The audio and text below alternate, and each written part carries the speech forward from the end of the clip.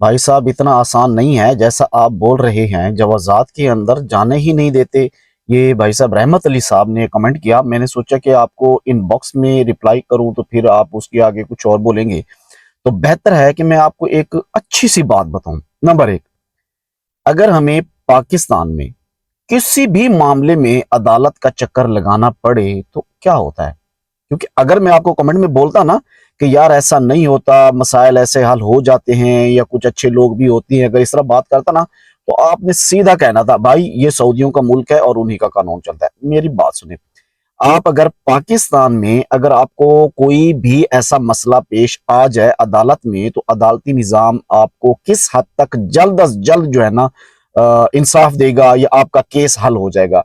आपको पता है, आपको मालूम होना चाहिए, पूरी दुनिया में जहां भी जाएं यार ये जो कोर्ट कचहरियों के चक्कर होते हैं ना ये चलते रहते हैं, ये कोई नई बात नहीं है। लेकिन फिर भी अगर मेरी सुने ना तो सऊदी अरब के अंदर जो जवाजात का कानून है या जो चीजें हैं ये काफी कदरे बेहतर हैं बनिस्बत और जगहों की।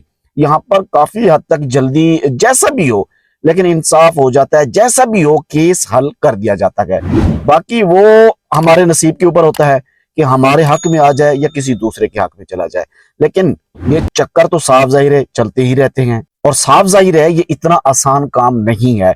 कोई भी काम देख लें यार, अगर पाकिस्तान से सऊदी अरब ट्रैवल करके आए हैं तो ये कोई आसान नहीं था। पैसे जोड़े, टेस्ट दिए, मेडिकल करवाया, वीजा लगवाया, टिकट करवाई, कितनी मुश्किलें कितनी परेशानियां झेल के यहाँ पे पहुंचे। आसान तो नहीं था ना।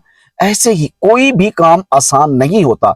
बजाय इसके कि हम औरों को बुरा भला कहते रहें, उससे बेहतर है कि हम अपना गिरेबान झांकें और हम खुद को देखें कि हम किस हद तक ठीक हैं। अगर हम ठीक हैं तो हमारे सामने वाला भी हमारे साथ इंशाअल्लाह ठीक होगा, जरूर अल्लाह ताला भी हमारे साथ ठीक करेगा। हम दुआ करते हैं अल्लाह तबारक व ताला आपको और हमारे तमाम देखने वालों को, हमारे चाहने वालों को, तमाम परदेसी भाइयों को अपनी हिफ्ज़ व अमान में रखे। मुझे दीजिए इजाजत, अल्लाह हाफिज।